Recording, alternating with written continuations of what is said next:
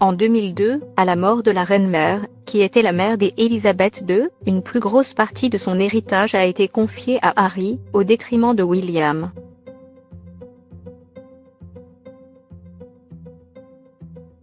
Explication.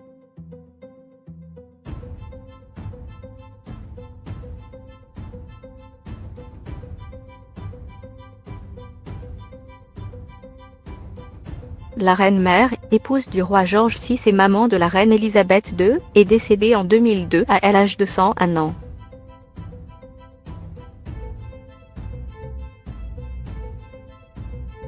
Après le décès de Lady Diana, survenu le 31 août 1997, les princes William et Harry étaient à nouveau frappés par la mort.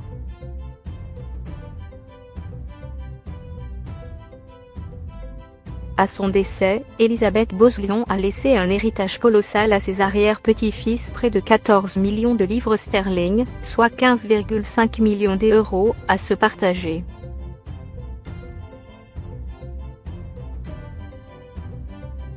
Et l'un d'entre eux est et veut recevoir une plus grosse somme d'argent que l'autre, il s'agit du prince Harry.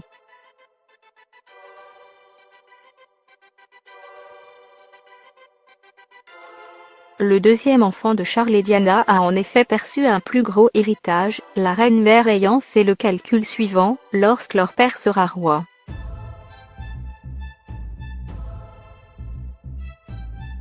William, son aîné, deviendra à son tour prince de Galles et bénéficiera par ce titre du duché de Cornouailles et de ses terrains privés.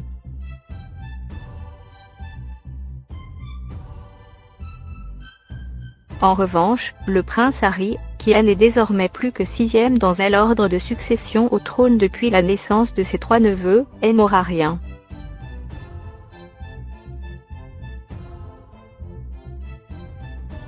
Pour protéger son arrière-petit-fils, la reine-mère avait ainsi prévu de lui léguer une plus grosse partie de son héritage.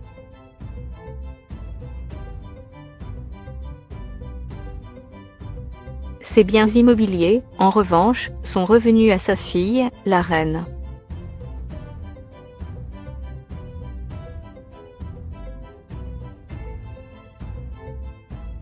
Sa fortune était estimée à 70 millions de livres sterling.